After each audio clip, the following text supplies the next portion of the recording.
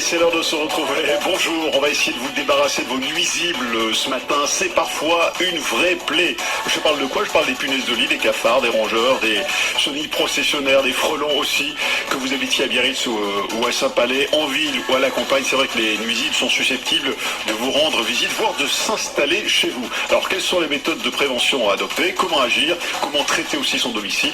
Notre invité connaît le sujet par cœur, c'est Franck Potet d'Aquitaine 3D. Bonjour Franck. Bonjour Stéphane. On a envie d'avoir des explications et on va se débarrasser de tout ce qui nous dérange à la maison, nous sommes d'accord, hein? On va répondre à tout ça.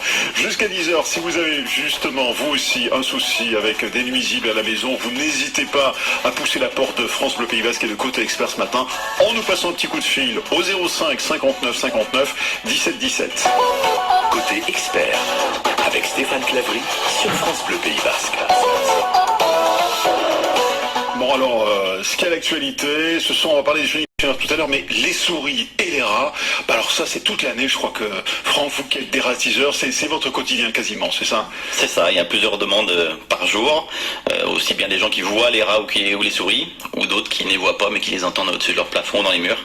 Alors quand les rats justement se promènent dans le jardin, ça va, mais alors quand ils sont dans le plafond, c'est compliqué. Comment un rat arrive finalement à se retrouver dans un plafond? Il faut imaginer que dans les murs vous avez des trous, où les tuyaux passent, et un trou de 3 cm suffit pour qu'un rat passe. Enfin, un rat passe, oui. Qu'un rat passe dans le trou, et donc du coup, il s'infiltre, et après dans l'isolation, il est bien au chaud. Donc là, il reste, il va vivre tranquillement. Donc qu'est-ce qui va nous permettre d'identifier sa présence? C'est des bruits, c'est quoi Alors ça va être, c'est ça, des grattements. Si c'est très léger, ça peut être des souris. Si c'est très lourd, ça peut être des rats. Mais ça peut aussi être des fouines ou autres. Il n'y a pas que les rongeurs. Ouais.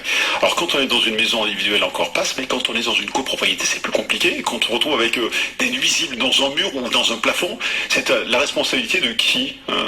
C'est au syndic de faire le nécessaire pour pouvoir traiter idéalement toute la copropriété, toutes les parties communes, les trappes, les gaines techniques. C'est-à-dire que si je soupçonne qu'il y a dans un mur ou dans le plafond de mon appartement une souris ou un rat, c'est le syndic que je dois appeler en priorité? Tout à fait, oui. Parce que régler le problème chez soi, peut-être que le problème existe depuis plusieurs années dans l'appartement d'à côté, donc ça va pas régler le problème d'intervenir que dans un appartement. Donc ça veut dire que c'est le syndic qui va vous appeler, par exemple, pour intervenir, c'est ça? Oui, qui mandate pour pouvoir intervenir et... Alors, en quoi votre intervention est différente de tous les produits susceptibles qu'on pourrait trouver dans le magasin d'à côté ou la droguerie pas loin de la maison? En quoi vous allez intervenir différemment, Franck? Alors, depuis quelques années, maintenant, il y a une certification, la certification Certibiocide, pour utiliser des produits professionnels. Et les produits pros sont, disons, 10 à 20 fois plus forts que ce qu'on peut trouver dans le commerce. D'accord, donc plus dosé, donc oui. Ça veut dire plus efficace. Plus radical, oui. Ouais. Il faut combien de temps à partir du moment où on a identifié la présence d'un rat? Alors, je parle pas de souris parce que peut-être que la souris c'est moins important, mais un rat à la maison, pour s'en débarrasser, ça peut aller très vite? Ah oui, ça peut aller très vite. Il y a des fois des endroits où je fais une intervention et c'est réglé. Parfois plusieurs? Oui, des fois, il faut 2-3 interventions quand vraiment les gens ils entendent cavaler en permanence dans le plafond et qu'on peut supposer qu'il y en a pas mal. D'accord. En général, souvent, ils se baladent ils sont tout seuls, ou c'est plutôt une famille, ou c'est plutôt... Alors, il faut savoir qu'un couple de rats, ça fait entre 5 et 8 000 rats au bout d'une année. Donc ça se développe entre 5 et 8 000. Oui. 5 et 8 000? C'est ça. Un couple de rats. Et donc les rats vont chercher d'autres zones pour pouvoir avoir à manger. Et c'est comme ça qu'ils arrivent sur d'autres secteurs en fait. C'est complètement hallucinant. Ce qui veut dire qu'à partir du moment où on pense qu'il pourrait y avoir un rat dans les murs ou dans le plafond, il faut très vite intervenir, j'imagine, non? Ah oui, tout à fait. Oui. Après, il n'y aura jamais 5 000 rats dans un immeuble. Non, bien sûr. Bien sûr. Il faut à manger pour tout le monde. Bien sûr. Enfin, quand même, ça se développe très vite. Tout à fait. Ça va véritablement très vite. Bon, si vous êtes justement vous aussi concerné par ce type de problème actuellement à la maison, allez-y, venez témoigner ou poser une question. Franck Potet, notre invité, on parle de dératisation ce matin, on va parler, si vous le souhaitez, aussi de punaises de lit, si vous avez une question sur les cafards, sur les rongeurs, sur les chenilles processionnaires, sur les frelons aussi, vous aurez des réponses en nous passant un petit coup de fil.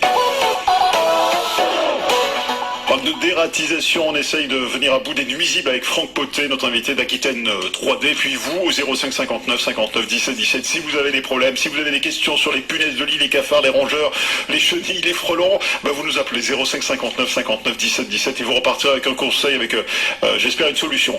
Annie est Anglette. Bonjour Annie, bienvenue. Bonjour Annie. Bonjour. Je crois que vous soupçonnez un rat dans votre arrière-cuisine, c'est ça? Oui, depuis une quinzaine de jours, j'ai remarqué que j'avais un rat, parce que je l'ai vu. Hein.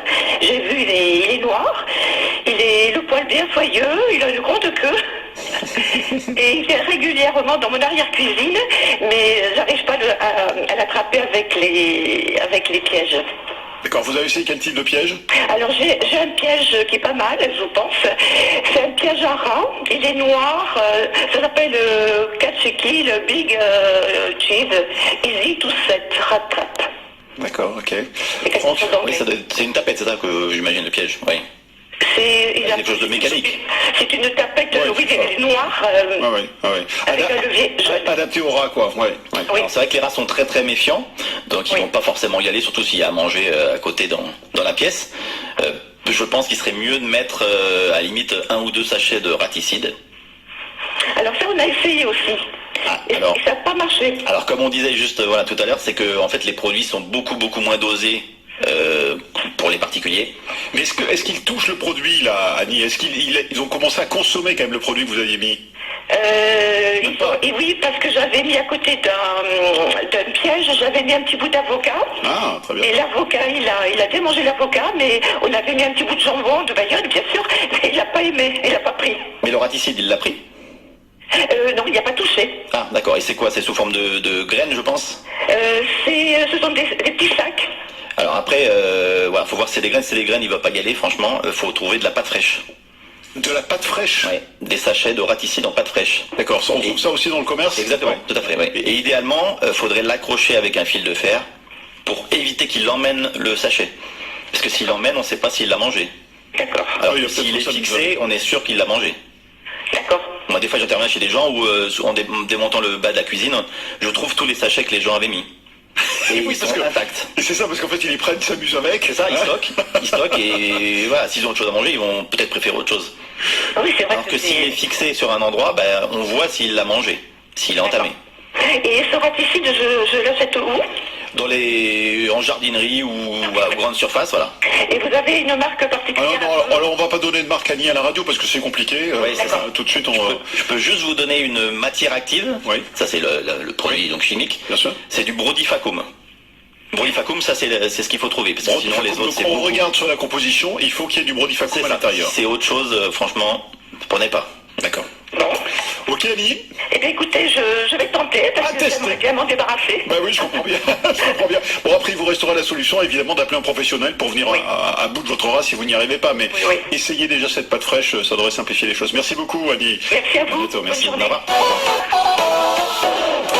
05 59 59 17 17 si vous aussi vous avez besoin d'un coup de main. Bon, c'est pas la saison, mais on va quand même en dire un petit mot, Franck Potet. Les chenilles processionnaires, c'est plutôt en général en ce début d'année, ça, janvier-février. En général, c'est de janvier à avril qu'elles font leur procession. Mais là, avec le dérèglement climatique, on sait plus trop où on est, et on commence à avoir des chenilles processionnaires. Je crois que vous intervenez en ce moment beaucoup pour les chenilles processionnaires, c'est ça? Exactement. Hier, aujourd'hui d'ailleurs, j'ai des interventions pour les chenilles et il y avait déjà des chenilles sur le sol. Alors là, comment vous intervenez? En posant des pièges, c'est ça, autour du tronc du pin? C'est ça, une collerette comme une espèce de gouttière sur le pain pour justement capter les chenilles à la descente et éviter qu'elles aillent nicher dans le sol. Ça fonctionne ça, de quelle façon, en fait? Et ben en fait, on pose le Parce qu'on piège. on voit de plus en plus maintenant sur les pins, On pose effectivement. le piège, elle se retrouve dans cette gouttière et la seule sortie de la gouttière, c'est un sac où il y a de terreau. Et en fait, les chenilles, quand elles descendent sur le sol, eh ben, elles nichent dans la terre. Et là, elles se retrouvent dans la poche et elles sont prisonnières et on retire ça en fin de saison. Ouais, mais il faudrait faire ça sur chaque pain, quasiment, non? Exactement. Compliqué. Ouais. Après, il y a ça, ou sinon, il y a aussi l'échenillage mécanique. Sur jusqu'à 10-12 mètres, je retire mécaniquement les cocons. D'accord. Ça se fait aussi assez simplement, assez facilement? Bah après, ça prend effectivement un peu de temps. C'est sûr que quelqu'un qui a 30 pains chez lui, Ouais, ouais. Quand C'est on voit compliqué. dans des espaces publics des forêts comme à Anglette par exemple, où on voit qu'il y a ces collerettes sur un pain sur 50. bah ça sert à pas grand chose. Ça sert éventuellement à protéger à peu près le chemin où les gens peuvent passer. D'accord. Ouais. Mais, Les voies de circulation dans la forêt par C'est ça, exemple. ouais. Ouais. Bon, si vous êtes confronté aussi à ce type de situation, ben, bien sûr, 05 59 59 17 17. 9h30, 10h, côté expert sur France Bleu Pays Basque. On se débarrasse des nuisibles ce matin avec notre invité Franck Potet d'Aquitaine 3D et vos questions. On va aider Franck Bertrand qui est là. Bonjour Bertrand. Bonjour Bertrand. Bonjour. Bienvenue. Bonjour, messieurs. Vous êtes embêté par un mille-pattes. Expliquez. Voyons. Tout à fait, la semaine dernière, je m'étais aperçu que ma pelouse était plus terreuse que verdoyante. Ouais. Et un matin, je me suis réveillé sur la terrasse, carrément envahi de ces mille pattes, tout simplement. Et ce sont des petits animaux, quand vous les touchez, ils s'enroulent sur eux-mêmes. Hein. Donc j'ai fait un traitement sur la pelouse et j'avais fait une petite barrière sur la terrasse à base de Bacillus thuringiensis. Je ne sais pas si vous connaissez. Oui, si, je connais. Oui. Et bon, c'est vrai qu'il y en a beaucoup moins. Je le retrouve le matin qui sont morts carrément sur ma terrasse. Je pense qu'ils doivent être asphyxiés par le produit. Mais ça persiste un petit peu. Est-ce que je dois renouveler toutes les semaines ou combien de fois par an ou ainsi de suite? Alors ça, la yule, c'est un peu comme la tipule. La tipule, c'est la larve des cousins. Des fois, les gens sont envahis, ils en ont des milliers sur leur terrain ou leur terrasse.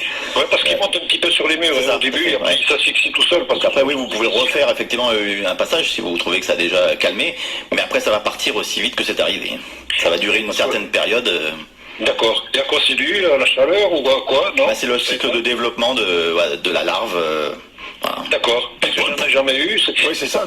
Ça m'a attaqué la pelouse aussi. Et oui, tout à fait. Oui. Pourquoi du jour, alors est-ce qu'il y a une explication, enfin je ne sais pas s'il y a une explication logique, mais pourquoi du jour au lendemain ce mille-pattes s'attaque à une pelouse, celle de Bertrand en l'occurrence? Il y a une explication. Aujourd'hui, c'était à ce moment-là. Dans le jardin à côté aussi. Pourquoi il y a pas Pourquoi pas chez le voisin? Peut-être que l'année dernière ou l'année d'avant, c'était peut-être 2 maisons plus loin et que vous l'avez pas forcément su. Donc, mais ce développement-là, il est normal par rapport au cycle de l'insecte. Bon, une fois que Bertrand aura traité une nouvelle fois, il devrait normalement se il va recalmer et après le cycle de toute façon va s'arrêter naturellement. D'accord. Ça va partir aussi vite que ça arrive. Après, ça c'est pas considéré réellement comme un nuisible. Bon, ça crée une nuisance quand on a des milliers dans la pelouse, mais ça ne dégrade rien. Ça ne dégrade rien. Oui. Et le produit que je passe, Bacillus, c'est intéressant. Oui, tout à fait. Oui, c'est quelque chose de naturel et oui, c'est ce qui s'est adapté à la situation. Tout à fait. Oui. Bon, très bien. Apparemment, vous avez bien agi, Bertrand. Il faut continuer avec un nouveau traitement et j'espère que vous en serez débarrassé complètement, définitivement là pour le coup. Ok. Merci. Je vous remercie de vos conseils. Passez une bonne journée. Merci beaucoup, Bertrand Anglette. Au revoir. À très bientôt. Merci. 05 59 59 17 17. Bon, je voudrais qu'on dise quelques mots sur les cafards aussi, parce que alors, les cafards, les punaises, ça aussi, c'est une plaie. C'est la saleté qui fait qu'on retrouve des cafards à la maison ou pas forcément? Pas forcément. Les cafards, il peut y en avoir n'importe où, même dans un endroit très très propre. Il suffit par exemple que vous allez au marché, vous ramenez des fruits et des légumes dans une cagette. Et dans la cagette, peut-être qu'il y a 1 ou 2 cafards qui traînent ou un œuf de cafard. Un œuf de cafard, c'est gros comme une lentille. Et à l'intérieur, il y a entre 20 et 50 cafards. Donc ça le conseil, c'est quoi? C'est pas ramener de cagettes, de cajots du marché, de choses comme ça? C'est ça. D'éviter. Oui. Éviter. Ouais.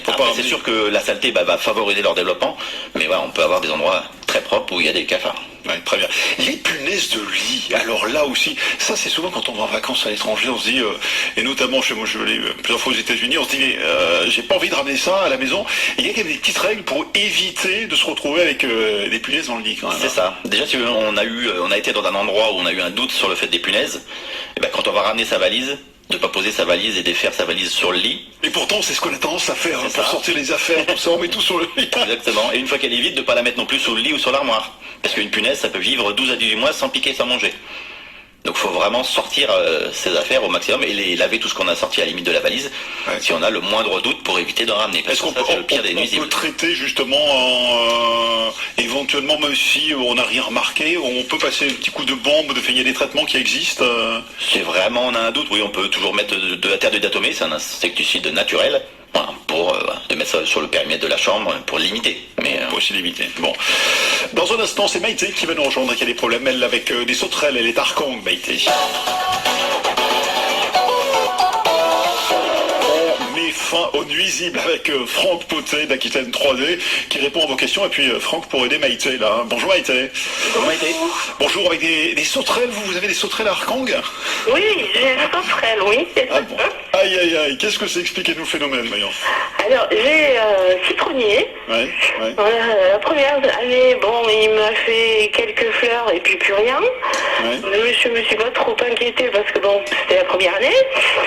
La deuxième année, j'ai vu quelques fleurs, plus rien. Oui. La troisième année, pareil.